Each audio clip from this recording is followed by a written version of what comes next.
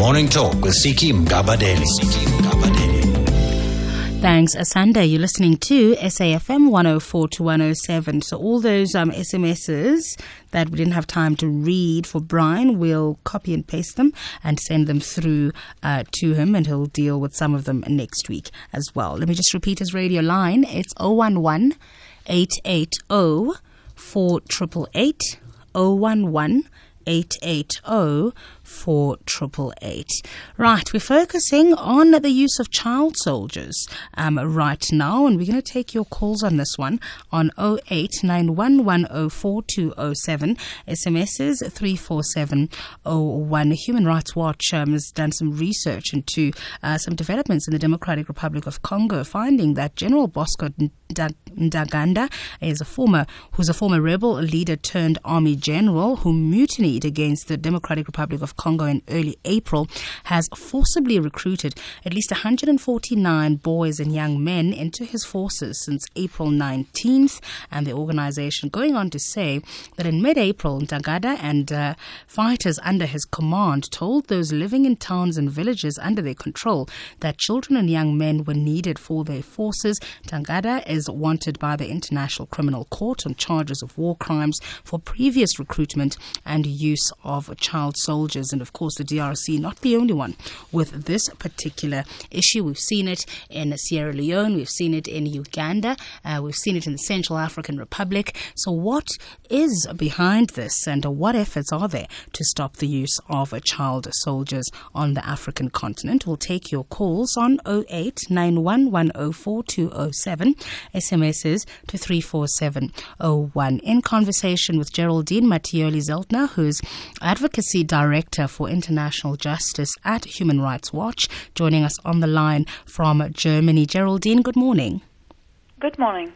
Well, I see last year, I think it was, UNICEF estimating that there are 300,000 child soldiers actively fighting in at least 30 countries across the globe, and the majority of those, I think it's an estimated 200,000 in Africa. Those sound like staggering numbers. Absolutely, and this is really a scourge that is destroying the future of these children who are forced to fight in very horrible conditions. Therefore, I think it is very, very important to work towards eliminating this phenomenon. And one of the things that is being done at the moment, which is not known, is the prosecution of those involved in recruiting these child soldiers. There has been a number of prosecution of suspects of recruiting these child soldiers in international tribunals, for example, the Special Court for Sierra Leone, as well as the International Criminal Court, which handed down its first conviction against a person accused of recruiting and using child soldiers, Thomas Lubanga, a rebel from Congo, in March this year. Yeah. You mentioned the Special Court for Sierra Leone. You, of course, attended the Charles Taylor trial. How much of this kind of activity was actually, or evidence led around this kind of activity, actually came up during that particular trial? A lot, actually. It's interesting to know that before the Special Court for Sierra Leone, all of the accused who have been prosecuted before this court, it's 10, they've all been accused of recruiting and using child soldiers. In Sierra Leone, it was a very widespread phenomena where children were kidnapped from villages, taken from their parents, and made to fight. I think all of us have heard about the small boys units, were very, very brutal, actually, and also victimized the population, conducting some of the mutilations. And so a lot of this came out in the Charles Taylor trial, and he was found guilty of aiding and abetting the rebels in Sierra Leone, enabling them to conduct this recruitment and use of child soldiers. What are the conditions that make it easy for this type of recruitment? I think it's a little bit, this phenomenon is very different from one country to the other. As I said, in Sierra Leone, the rebels were just brutally taking children from schools, from their parents, kidnapping them and forcing them to fight. This was very similar to what happened in Uganda, for example, at the hand of the Lord Resistance Army of Joseph Kony, where the rebels, again, very brutally kidnapped the children. In Congo, the situation was a little bit different. I'm thinking here of Ituri in 2002-2003, yes, where maybe there was no deep knowledge of the fact that making children fight is actually a crime. So there was a bit of a mobilization by communities who wanted to help the war effort and encourage their own children to go into the rebel forces and fight to defend the community. And therefore, I think these cases, like the case against Charles Taylor, the case against Thomas Lubanga, hopefully they send a very strong signal both to the recruiters, the military commanders, but also to the families about the fact that this is a crime. Making children under 18 is not allowed under international law, and making children under 15 fight is a war crime. It's a war crime under the Treaty of the International Criminal Court. So I do hope that as we move along and it becomes clearer and clearer that this is a crime with dramatic consequences for the children, the level of understanding and education about this will rise, and therefore hopefully will make it more complicated to have children fight in military forces. I want to talk about the dramatic consequences for children, but just sticking with the perpetrators for now, we mentioned the need for more and more prosecutions and maybe convictions as well, and sentencing. Do you think that would act as a deterrent? It's a hope, certainly, that this sends a very strong signal to military commanders. Actually, we have some, I would say, anecdotal evidence, because we're at the very beginning. You know, as I said, it's 10 people prosecuted at the Special Court for Sierra Leone, one currently at the ICC found guilty, with a few more accused of this crime at the ICC, but it's a very new movement. But our researcher on Congo, for example, told us that after Lubanga was taken to the International Criminal Court, she met with some other rebel leaders in Congo who were involved in very serious crimes, including the recruitment of child soldiers. And in discussions, she told them, you're being responsible for very serious crimes here. And they replied, oh, we don't want to end up like Lubanga. We'll make sure that our troops stop committing these crimes. So certainly we have some anecdotal evidence that this kind of prosecutions are being noticed by military commanders, and that they're taking notice of the fact that they could well end up their lives behind bars for this crime. Now, you mentioned the Lord Resistance Army and Joseph Kony. What did you make of the YouTube campaign that featured him? Did you just see it as a publicity stunt that doesn't really deal with the underlying problem? Or do you believe, as its proponents did, that it highlighted a problem that many are not focusing on? I think there were shortcomings, obviously, in this video, and all of us have heard the criticism, the fact that it ignored, for example, the history of the conflict and the fact that the Lord Resistance Army was fighting a war. There were also, obviously, a lot of criticism about it being a Western-initiated video. I mean, of course, it was a video with the limited objective, I would say, of raising awareness among American youngsters and the American government as a consequence to push them to take action.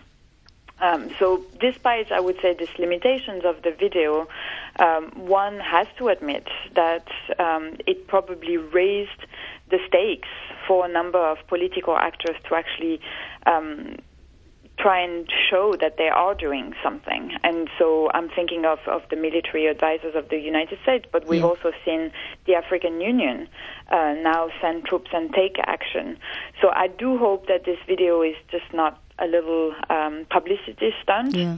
The problem is very real. Like, people know, of course, in Central Africa, the victims, unfortunately, of the Lord Resistance Army had not forgotten about Joseph Kony, and they knew exactly what they're suffering. Hopefully, I hope the video will raise the stakes to take action and move forward for an arrest of Joseph Kony.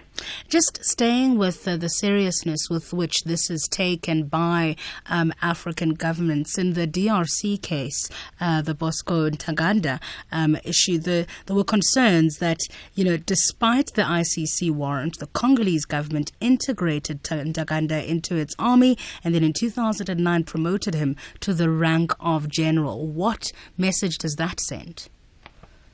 Yeah, that was a very, very big problem. I think it's important to know that Congo has cooperated with the ICC in other instances, and they actually sent 3 war criminals to the ICC, Thomas Lubanga, but also Katanga and Ngujolo. The trial of these 2 is also finishing right now.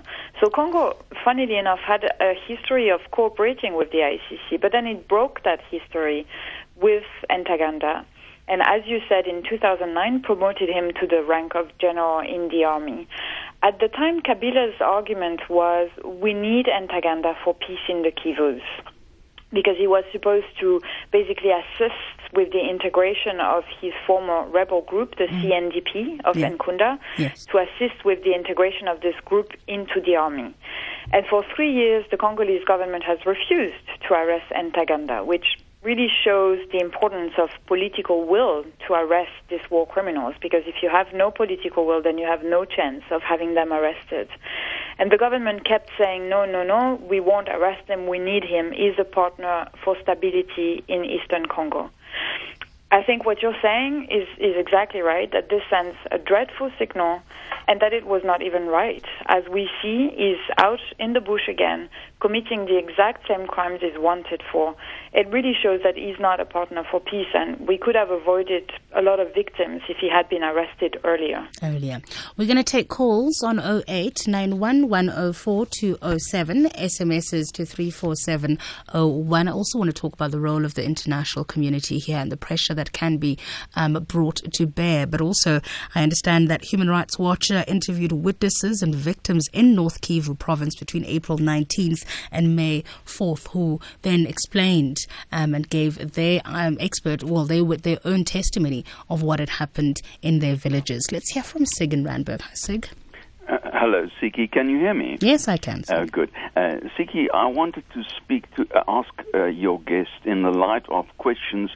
I wanted to ask her questions in the light of programs you had. I think you had a number of conversations with a guy who represented Charles Taylor and who used your airwaves to tell South Africans that the International Court of Justice is really an a Western and mainly American conspiracy to harm Africa, to selectively pretend that Africans are the only crooks in the world. And of course, the Americans got away with people in the highest echelons who committed atrocities in Vietnam and Iraq and God knows where.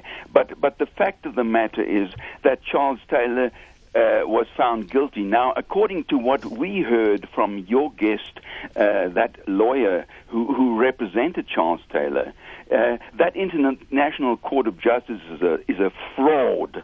And it's a disgrace to humanity, and I wanted to ask you, and that is what you allowed this man to really say, I thought. Everybody's got a right to their own defense, and he's not the only one who casts aspersions on the approach that the ICC has taken, that it only goes after leaders on the continent. That wasn't some groundbreaking new accusation that Courtney Griffiths was making on the program. There are many people who share his view on that. Well, it is frequently repeated by especially our Muslim fraternity in this country, who are so vociferous. And I wanted to ask your guest whether she really believes that the International Court of Justice is a fraud, as you allow your speakers to perpetrate on humanity in this country, and I think that's important let her say what she thinks about that. Was Charles Taylor one of the prime mutilators of children in Sierra Leone, or wasn't he? All right, thanks, Sig. And I stand by that. The credibility of the ICC is something that has been questioned by many more people than Courtney Griffiths. But I'll hear what Geraldine has to say. Dumihleli in Kimberley, stay on the line. We'll come to you in a moment. Morning Talk with Siki Mgabadeli. Let's chat to Dumihleli in Kimberley. Good morning. Yes, good morning, Sisiki and your listeners. Sisiki, the main problem that I've identified in most of the African countries is that there is a question regarding the supply of the firearms that these children use in most cases. Where do these children, or let me say rebels, get these firearms?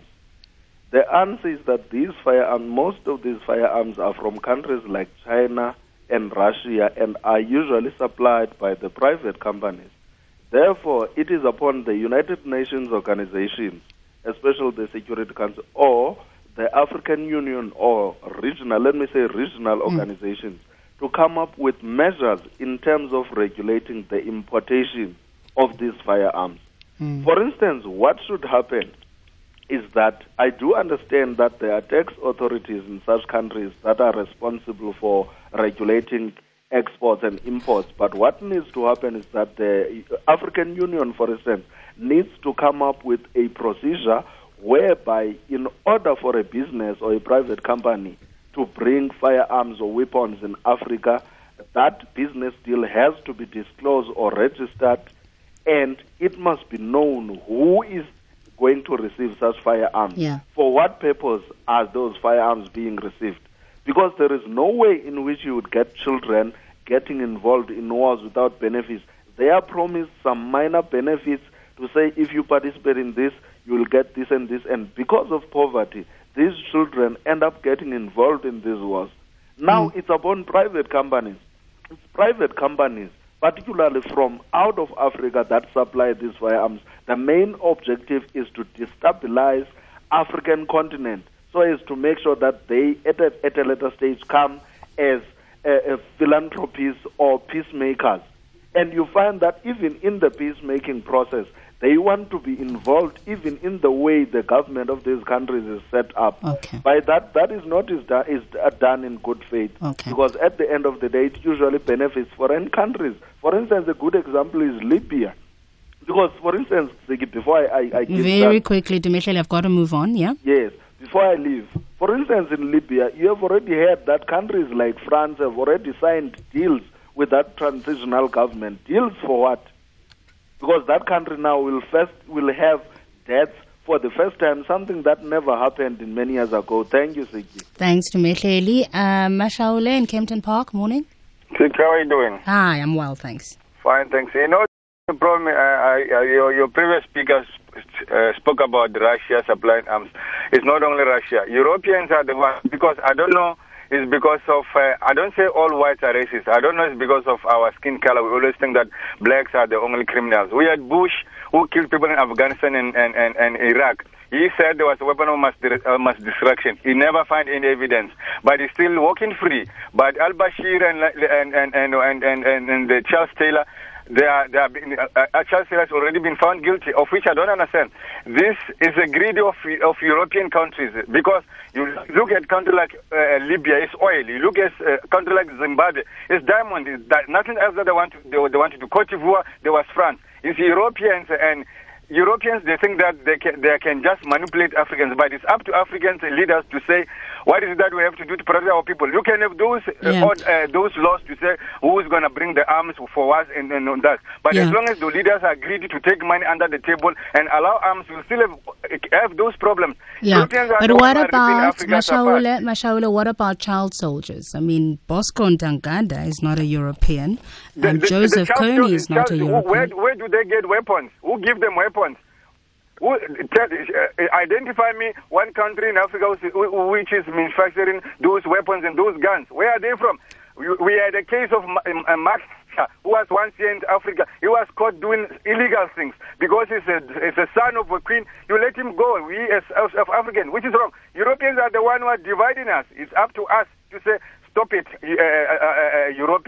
But it's up to us to say we are taking responsibility and we become in charge of our own countries, so that we'll be able to know what's happening, what's coming, and what is going on. All right. Thanks, Mashaule. Let me get a response from Geraldine first before we take any more calls. And there's also some SMSs. And I want to talk about the issue that Sig raised about the credibility of the court. And I made the point that this has been raised numerous times, and not just with Charles Taylor, Geraldine, with Omar al-Bashir, for example, and in many other cases where arrest warrants have been issued out for leaders coming from the African continent. Yes, I think your guest, Siki, put his finger to something that everybody can see, which is an obvious problem, I would say, of international justice. Everybody can see that crimes committed, for example, in Palestine are not being prosecuted. Everybody can see that senior officials in the United States are not prosecuted. Everybody can see right now that Syria, for example, despite the very, very serious crimes committed in Syria, is not referred by the Security Council to the ICC. There's a real unevenness there that's going on, and it is true that there has been justice against, certain leaders in Africa, and we haven't seen that elsewhere. I think something that's very important to underscore is that this is not the doing by the International Criminal Court. The International Criminal Court doesn't have jurisdiction over Palestine, the United States, or Syria. To be able to have jurisdiction, the situations would need to be referred by the UN Security Council. But those countries, they're obviously protected by those on the Security Council who will prevent these referrals from happening. America is not very likely to refer itself to the International Criminal Court and won't allow Israel to be referred. So the reality we have, it's not with the ICC, it's a play of power, I would say. It's the reflection of power politics. And it's unfortunate, and I want to state here very clearly, that Human Rights Watch wants justice for all suspects of very serious crimes. But it's standing the logic on its head if you say you cannot have justice for the victims in Palestine, so we shouldn't have justice for the child soldiers of Bosco and Ntaganda. Now, less justice is not going to help anybody. So I think we all have to work towards more justice to be able to have it apply across the board. Absolutely. And as you say, just because one side is not brought to the court does not mean that others shouldn't be at the end of the day, because there are victims here. And in this case that we're talking about, it is young boys and young men who are forcibly forced to fight in wars in different countries. What are the implications for international justice if there is this seemingly uneven meeting out of it? I think the implication is what we hear on your show, a really strong dissatisfaction where people, have the impression that this is unfair. As I said, and as you underscored, I think for the victims of this very serious crimes, having justice, seeing those who persecuted them before the judges is very important. And I think we're building a system, we're sending a signal that more and more war criminals will be brought to justice. But, we want to achieve a system that is truly effective and deterrent if it only applies to certain people and not others. So I think it is very, very important to continue raising the problem that we see and continue working to ensure that it doesn't continue to exist in the future. But it's really hard because, the United States of America is a powerful country. China is a powerful country. It's not going to change from today to tomorrow that we'll be able to see prosecution of those really responsible for serious crimes in those countries. But I think we have the responsibility to continue trying. All right, we're going to pick up on that and read some SMSs and deal with the other issues around supply of weapons and, of course, the impact on the children. Dumehleli saying that the children must be promised something, but in many of these cases, the children are actually forcibly taken from their parents. They're drugged. They're under the heavy influence of drugs when they go off and they rape and they pillage and they kill. Talking about the use of child soldiers in Africa. Taking calls as well and SMSs. I'll read those SMSs. My guest this morning is General Geraldine Mattioli-Zeltner, who's Advocacy Director for International Justice with Human Rights Watch, talking to us from Germany this morning. And Lindell says child soldiers have been used in all of history, including the Nazis, the White Russians, and the southern states of the USA, all losing wars. And someone says ZANU-PF of Zimbabwe was doing the same to the youth, but nothing was done about it. And Matsobani Langa in Limpopo says the international court is anti-African. Why can't they charge George Bush, Tony Blair? And Alistair J says, can you please have a debate about who are members of the ICC and why these imperialist countries don't want to sign the agreement. Excuse me. Ish says, I don't question the morality of child soldiers, but question the morality of having armies at all. The only winners are the arms dealers like our own Denel. And Ellie in Cape Town says, has your guest not heard about the prosecutions of various Serb persecutors of Bosnian Muslims? And S. Jube says, Siki, please display humanitarian principles. Your statement about the ICC is shocking. Sig is right. You validate these evil people by having them. Well, firstly, we spoke to Courtney Griffiths, who has every right, as any lawyer does, to defend his client. And he wasn't raising, as I said, any issue that was new except for the questions that people have about international justice and whether it is actually equitable everywhere. So there's nothing shocking in SUB about that. And you've heard what the other SMSs here have to say. They're raising the same questions that are raised by many other people, including, as you heard from Geraldine, that is something that is worrying, because if justice for it to work needs to be seen to be done and seen to be equitably done as well. But before we get into that debate again, Geraldine, let's get back to the question of the arms. Where are these arms coming from? Well, I'm not a specialist about arm trade by any means, but I guess, like everybody else, I hear where they're produced, and I think one of your earlier guests was talking about China and Russia. It's certainly something very clear right now with Syria, where it seems obvious that Russia has very important economic interests at stake because of the arms sales. And I think one of the issues that he'd raised was that there would need to be the international community coming in, maybe regional bodies getting together to deal with this scourge. Absolutely. I think that was a good suggestion to have more established principles about where these arms are going to. Maybe one point I'd like to underscore is something interesting from the Charles Taylor jurisprudence, as a matter of fact, where the judges established that Charles Taylor benefited from the war in Sierra Leone by receiving war diamonds against shipment of arms, and the judges considered that he could be found guilty of again that there can be a signal for those who are against humanity because of that trade. So certainly all manner arms to armed groups, that there is a way under international law to hold them responsible for doing that. The International Criminal Court to date doesn't have a case that involves this kind of arm shipments and how they influence armed groups, but it's not impossible, and the case against Charles Taylor has shown that it can be done.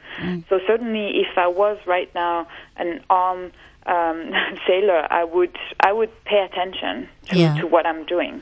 All right, let's hear from Charles in Cape Town. Hi, Charles. Hi, Siki and your guests. I just want to highlight to your guests. Actually, there's this arm sales and supplying of arms to the various so-called rebel groups should take priority or work simultaneously with this investigation, because if you want to actually encourage the child soldier to come, you must give him arms to come into, to my army. The same is now, we've heard that there was a so-called ban of weapons in the Middle East. America flagrantly, disrespect this and putting arms in the hands of the Qataris. So who says that since they're in Africa now, with their drones, bases and everything, they are festering all these destabilization in Africa. So I think that this organization that your guest represents, and that should take priority, because at the moment, like you were saying, and SIC keeps on, discrediting Africa and leadership, that the ICC is blatantly being perceived as being just anti-African, and all African leaders is going to ICC. Criminal courts. Thanks, Iki. Thanks. And how much pressure, Geraldine, can international advocacy groups such as yourselves put on governments when it comes to arms sales? Quite a bit, I would say. Quite a bit. The previous speaker reminded me that I should have said, for example, Human Rights Watch has pressed very hard the prosecutor of the International Criminal Court to precisely look at who was arming and financing the rebel groups in eastern Congo. In Ituri, for example, the previous group of Ntaganda, there's quite a bit of evidence, including collected by our organization, that this group was supported by, interns, Uganda and Rwanda. And right now, some of your listeners may have heard that the UN has documented again that Rwanda may currently be providing arms to Ntaganda's groups. We ourselves are still investigating these allegations, but some of the children we've talked to told us that they were carrying big boxes of ammunition across the border from Rwanda to Ntaganda's troops. So certainly we believe the International Criminal Court should look at these implications and who's supporting the rebel groups, who's enabling them to have access to these arms and resources that enable them to fight. The way we do this really is through our reporting, very careful investigation on the ground, and then we put that out in press releases and reports, which we then take to the international community, the UN Security Council, the ICC, but also some of the countries that are involved in the arms sales. We expose this to try and make it stop. And just I want to talk a bit about the impact and the consequences for these children in the recent past when the wars have ended. Are they even able to go home? What state are they in?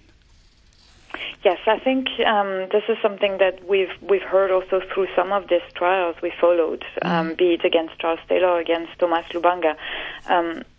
How their lives really are shattered very often. These children, you have to picture that they're out in the bush, sometimes for several years. They skip school. So often when they come out, they don't have any school training, they don't have any job training. So it's really hard for them to reintegrate into society. For the girls, depending on the countries, but in a place like Congo, very often they've been used as sexual slaves. Sometimes they have children from these rebels who rape them. So there's really a variety of, I would say, physical as well as psychological problems that these children are facing. Sometimes because of the very serious crimes they were involved in, they don't really feel they can go back to their communities or to their parents. It requires a lot of work with the communities to reintegrate them again. And that's when they can find their families, because sometimes the families have been displaced by war, and it's really complicated to reunite them with their families. It's a very, very serious problem with long, I would say, lifelong consequences for the children. And very, very quickly, in the DRC case with Ntaganda, what is your call as Human Rights Watch? What would you like to see happen? So there are a number of different things. For Ntaganda, our call right now is that he must be arrested. The Congolese authorities have hesitated too long. They must now take action, arrest him, and transfer him to the ICC for him to be tried. As you may know, the International Criminal Court can also decide on reparations for the victims of these crimes. The process is ongoing right now for Lubanga.